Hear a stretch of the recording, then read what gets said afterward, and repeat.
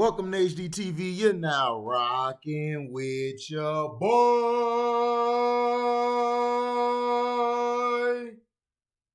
Fair use, Zach. Fair use, Zach. We're doing very well. We appreciate you jumping on with us. And I got to know, as we get closer to the draft, only 9 days away, I don't know what you can or cannot say about all of this, but do the situations involving Kelvin Joseph impact your thoughts about the defensive backfield and drafting cornerbacks going into the draft? We are always into taking the best player on our board, as you know, and not unlike we did with CD. We took the best player there when we weren't necessarily needing a wide receiver. So, we try to have the depth, have what we need on our roster going into the draft so that we're not affected by being able to take the best player on the board. We got word that, and I'm hoping you confirm this, that Kelvin Joseph was part of y'all's voluntary workouts. Is that the case? And if that is the case, do y'all believe he is in the clear legally then? The investigation's ongoing. We're waiting to get all the information, but in the meantime, he was here yesterday and participating in the off-season program. And then the last question I'm curious about that is, can you tell us when y'all found out that there could be an issue? Were you surprised by this since it had happened a month before? When did y'all find out that there could be issues involving Kelvin Joseph? We're not going to come in any further on any of the details at this point. The investigation's ongoing. We're obviously getting, a lot of details here, but that's all we're going to say at this point. All right, Stephen. Then I'm kind of curious as you're looking at the personalities of players that you're drafting. You're looking at guys and you're going, okay, this is a college kid. I know what I was like in college. You know what you were like in college, and you're trying to kind of go through the mind of what they will grow into. What are those conversations like whenever you're having discussions about, okay, was this player, did he have a problem? Was he a great leader? Like, what are the discussions about personality and how important that is whenever you're bringing a guy in and drafting him? Well, I think it's huge. I mean, you go into that with every player, and you certainly give grades on their character risk, and we go in depth. I would say, at least 25% of the report is based on the guy's character, football character, personal character, on and off the field, all the things that go into the makeup of what a football player is going to be like and what you project him to be like when he gets into the NFL. But it's certainly a big part of the evaluation process when we're taking a look at how he will fit in for the Dallas Cowboys, what we project him to be like both on and off the field, and certainly a big part of the evaluation. So Kevin and I and Mike, whenever we're pitching ideas and topics for our show, we like to call Kevin the red team because he tries to shoot bullets in everything that we're trying to say. What? And so I'm just kind of curious, who's the voice in that room that's like, yeah, but is he this? Is this player this? And are y'all like, are there lots of voices, or is there one that's just like, man, I want to know more about this specifically? No, I think it's throughout the room. I mean, it's part of, and I assume we're still on the evaluation of, Yes. football and personal character, but it comes out in a big way from the scouts, and then the questions come from not only the head coaches but the coordinators, the position coaches, and then naturally, of course, Will and Jerry and myself are all over it as well, and it's just something that you compare them to players in the past who may have had, we can go down a laundry list of players who've had character issues, that didn't have high grades in character, that went on to be very successful, and we've certainly had players that we've taken a risk on that hadn't worked out. So it is a risk reward thing. But it's certainly a huge part of it, not unlike the medical is, and then certainly you get into their physical traits, and then what type of football player they are. So there's certainly a lot that goes into the final grade. It's the full body of work. Is this the most exhausting? Sorry about that commercial break. Molten Mildew next week. offseason that you can recall for yourself and for the Cowboys specifically? Yeah, I think the biggest reason, for I wouldn't call it exhausting. I just call it, hey, it's a challenge. It's work. It's a lot that went into it, mainly because of the unique situation of the last 2 years with the pandemic and how it affected the salary cap in terms of not having its natural, if you will, increase each year.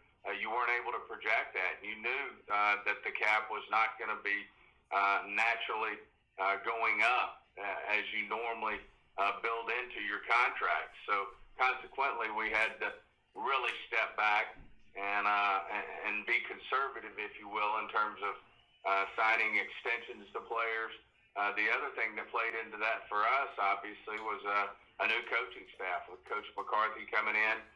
You want to make sure that the players that you have on the roster, how they're playing, how they fit the schemes, both offensively, defensively, and special teams, how they're going to fit in under the new staff. Obviously, unfortunately, we had to make a quick change on defense, so we had two different coordinators there in 2 years. So there were some challenges that aren't normally there, which kept us from signing extensions to players we might normally would have, as well as having the challenge of having to make some tough decisions because the cap didn't necessarily project as high as we would have thought pre-pandemic. And so therein lied the challenges that we had to work through. So it did create one of our biggest, I think probably our biggest free agent class, especially players that we feel like were really good football players. So that was our challenge out there. We feel like we did do a good job with it in terms of re-signing, for the most part, the players that we wanted and felt like we could keep under the current salary cap environment. And I do think that we were able to fill, for the most part. We're not done yet in free agency. We'll see what opportunities come up out there, but we feel like we can go into the draft pure again and pick the best players on our board. When you say the players that you could keep, I've always been fascinated by that because I know every team has a different philosophy. What would you say to the fan base? Because as I'm sure you're aware, a lot of fans are upset about some of their favorite players going away or feeling like the talent level on this team has gone down. What would you say to people who look at the Los Angeles Rams who maybe don't pay as much attention to the long-term cap implications because they're like, we want to win now? I think if we see the player that makes the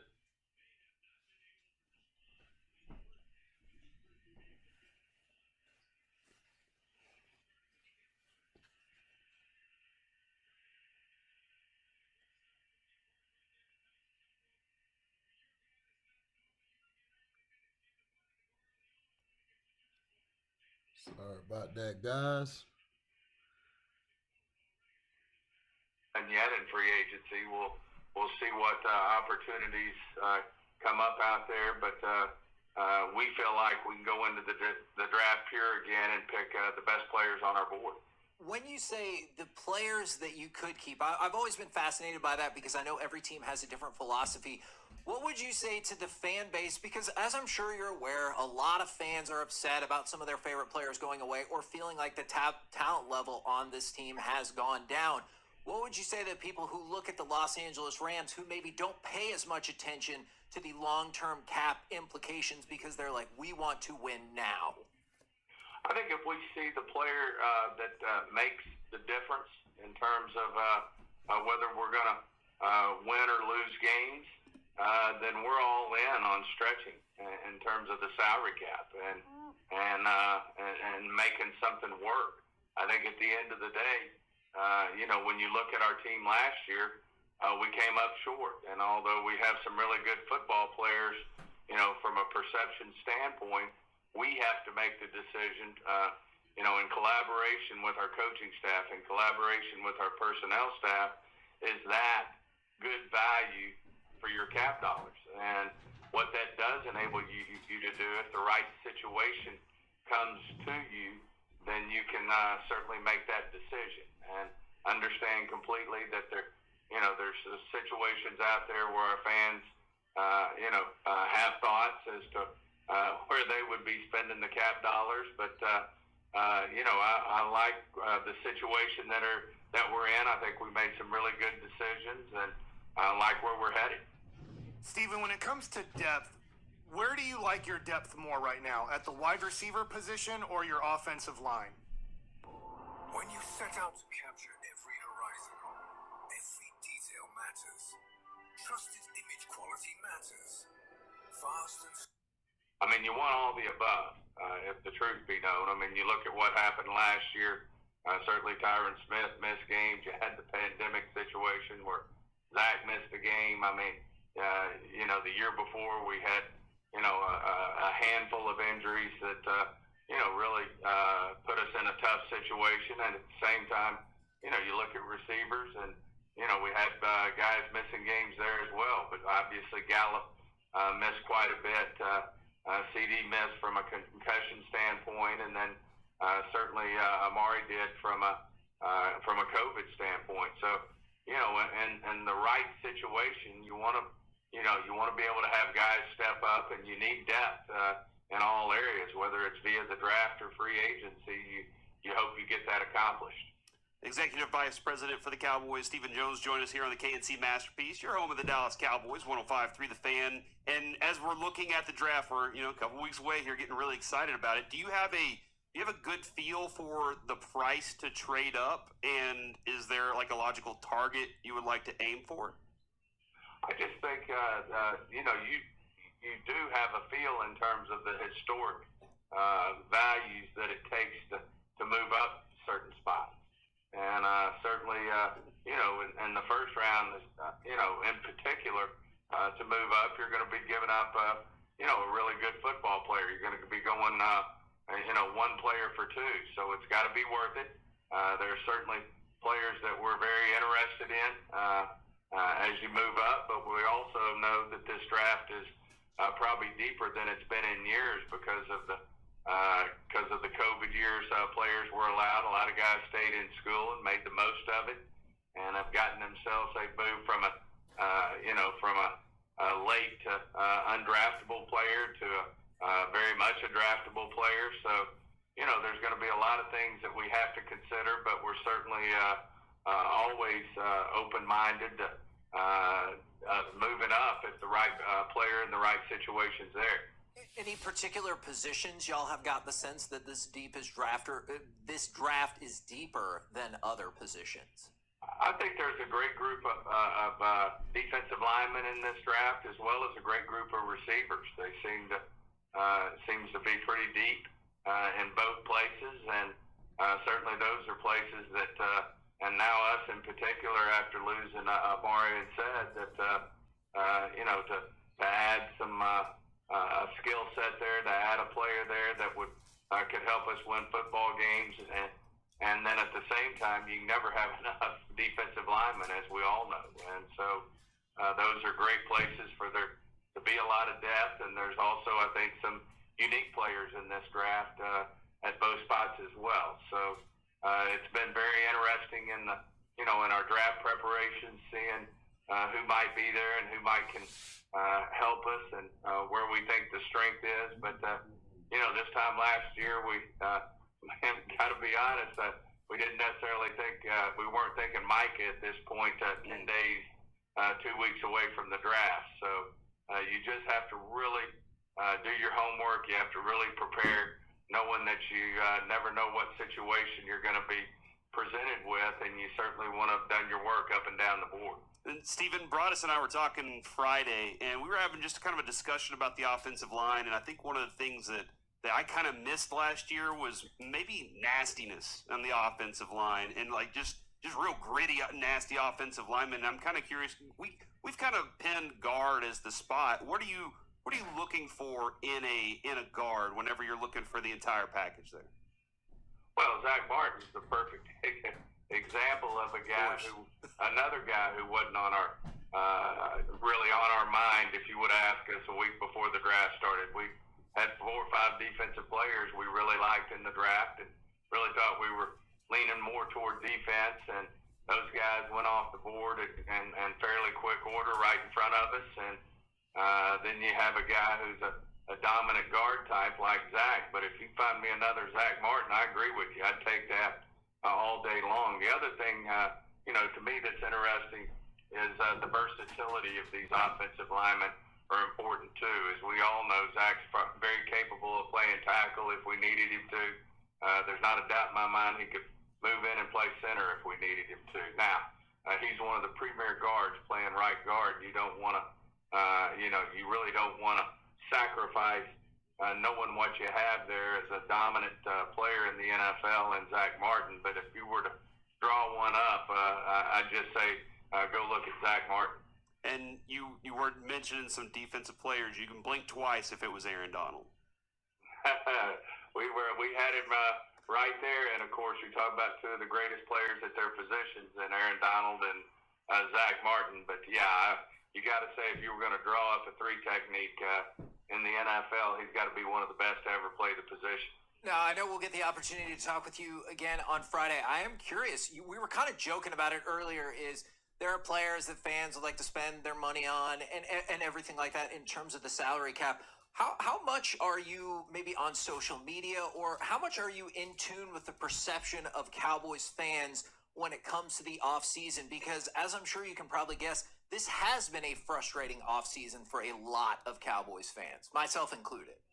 Well, I don't think you ever win the Super Bowl in the offseason. I think it's a full body of work, what you put together over time, and I certainly appreciate that. I mean, the biggest thing of all is it's been a long time since we have won a championship, and no one appreciates that more than myself, than Jerry, than the people in this organization. That you've got to get over the hump. At the same time, we didn't last year with that same group of players, and sometimes you let a player move on, and it allows other players to step up in even a bigger role, and whether that's a C.D. Lamb or a Michael Gallup.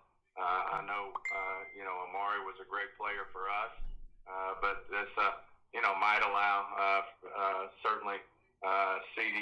and Michael to step up and play an even bigger role, and who knows what their upside may be. So, there's same thing with Dorrance Armstrong. I mean, we hated to lose Randy. We went down to the wire with him, but at the same time, you look at production, you look at what Dorrance Armstrong's done. He's right there from a production standpoint, with Randy. So I just feel good about where our football team is. I think we'll be a better team, and I think we can take the next step. Appreciate your time very much, good sir. And as we get closer and closer to the draft, we'll catch up with you again on Friday. Thank you, guys. Great being on. All right, now, the reason I played that full interview is I like to give the whole interview instead of excerpts of it, because a lot of people just go off of when he said, oh, Super Bowl's not won in the offseason. Everybody just picks that apart, that one thing that he said, but they didn't listen to the whole thing that he talks about. Everything Stephen Jones said is exactly why the Cowboys continue not to win anything. This is why. Now, people can say, well, when T.O. was there, they picked up Greg Hardy, they did all that. Those guys didn't make it. Well, yeah. The problem is that the Cowboys don't have a backbone. They don't have a man that is running the ship. Jerry is just a big kid. He's not a man, he's a big kid. That's all. Steven is basically following in his footsteps, being very frugal, trying to get certain players to build around their team. But my thing is this, it's the same as the Tampa Bay Bucks, back in the day. Players would go other places and they would do awesome. One of the things Awuzie said, everyone in Dallas thought he was a liability, thought he was a bad player. I always thought Awuzie was straight. I never thought of him as a bad player. What he said about Cincinnati in his 1 year was, even though we don't have the facilities like the like Dallas has, what we do is we come ready to play football. You understand that key word? Those two words, play football. I don't think people understand that.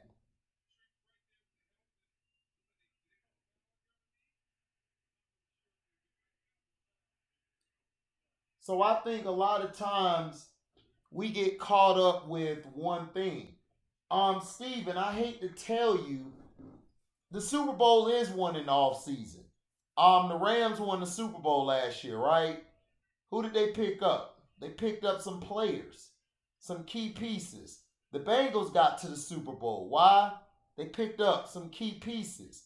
It wasn't just the Jamar Chase pickup from the draft, but they also picked up key free agents that helped them get to that position.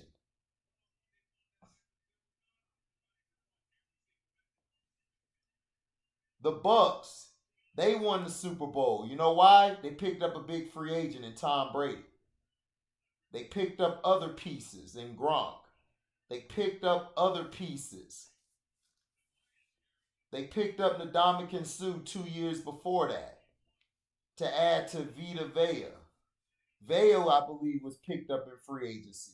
So you win the Super Bowl or you build your team towards going to the Super Bowl, Steven. All of this stuff that you guys keep feeding these fans is very stupid. You spend money on free agents. The draft is used for the first pick is basically your franchise player. Like a guy who you see yourself building and who could play right now and you could build for the future around, like a la Michael Parsons. Your second to seventh round is building your team. The second to fourth is basically guys who's going to fill your starting positions. The fifth to seventh is your depth. And you guys every year do the same thing. Y'all don't pick depth. You guys go after the pretty, nice, shiny car instead of going after that beat up Toyota and building that up from scratch, probably into something better. The Rams got Bobby Wagner, which is probably one of the best linebackers, and I don't know how he is this year, but he's one of the best, if not best, linebacker in there or out there. Excuse me. And for you to say that statement is like dumb as hell. Like if you don't go after some free agents, you have to pay money to get players. Then you got Skip Baseless out here lying, saying, oh, Dak's contract took everything up. No, it didn't. Jerry Jones still wasn't getting no money to players. He still wasn't paying for free agents. He still wasn't paying for them or nothing. He's not going to give you a certain price. He's going to give you a certain price, but he's not going to give you the biggest price or your price. He wants to get you for the low and wants you to play at the high, which is not realistic. Dante Fowler, my brother's cousins. He's family. But my G, Randy Gregory is going to have a better season or productive season more than him if he doesn't get hooked on drugs.